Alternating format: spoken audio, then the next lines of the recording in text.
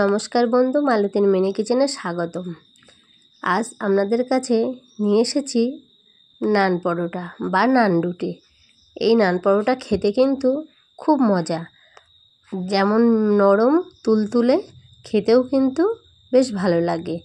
তো চলুন তাহলে এই নান রুটিটা কীভাবে বানাই দেখে নেওয়া যাক। প্রথমে আমি উষ্ণ গরম জলের মধ্যে একটু আমুল দুধকে গুলে নিয়েছি, সেটা ঢেলে দিলাম। দিয়ে দিলাম 2 চামচ মতন ইস্ট দিয়ে একটা চামচ দিয়ে নাড়িয়ে নিলাম। ওই চামচে 4 চামচ দিয়ে দিলাম চিনির গুঁড়ো। আগে থেকে আমি চিনিকে পাউডার করে রেখেছিলাম। এবার দিয়ে দিলাম পরিমাণ মতন লবণ, দিয়ে মিক্সড করে 1 বাটি ময়দা দিয়ে দিলাম। দিয়ে বেশ ভালো করে এটাকে মেখে নিতে হবে। দেখুন, হাতের সাহায্যে কিন্তু এটাকে বেশ নরম করে মাখতে হবে, খুব সফট করে। যত বেশি মাখবেন তত কিন্তু রুটিটা সফট ও নরম হবে। দেখুন, ডোটা বেশ আমার ভালো করেই মাখা হয়ে গেছে। একটু তেল মাখিয়ে এটাকে ঢেকে রেখে দিলাম 2 ঘন্টার জন্য। ফিরে আসছি 2 ঘন্টা পর।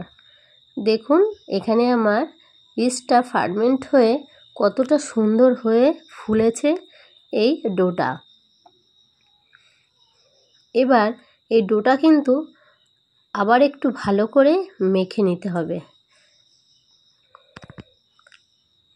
দেখতেই পাচ্ছেন কতটা সফট ও নরম হয়েছে। এবার ময়দার গুঁড়ো ছড়িয়ে দিয়ে এবার ডোটাকে আরেকটু ময়দা দিয়ে বেশ ভালো করে মাখতে হবে। এটাকে একটু নরম আছে, এটা কিন্তু বেলা যাবে না এরকমভাবে, সেই জন্য ময়দা দিয়ে একটু টাইট করে নিতে হবে। বেশ কিছুটা ময়দা দিয়ে কিন্তু আমি এটা ভালোভাবে মেখে নিলাম। এবার ছোট ছোট লেচির আকারে কেটে নেব।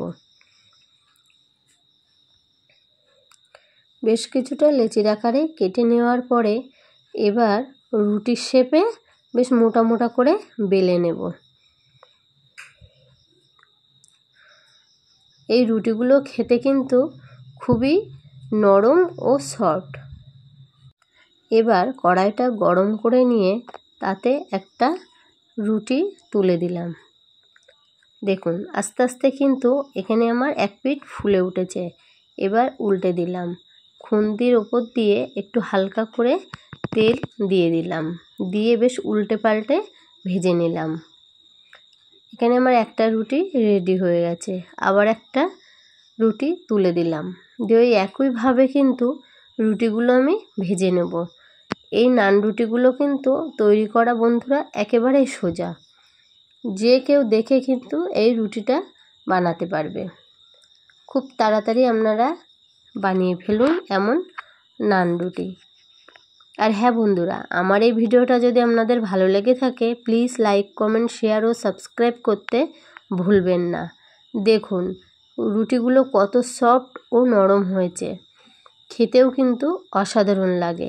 নারকেলের চাটনি দিয়ে কিন্তু আমি এখানে সার্ভ করেছি। আপনারা সবজি টবজি দিয়েও কিন্তু খেতে পারেন।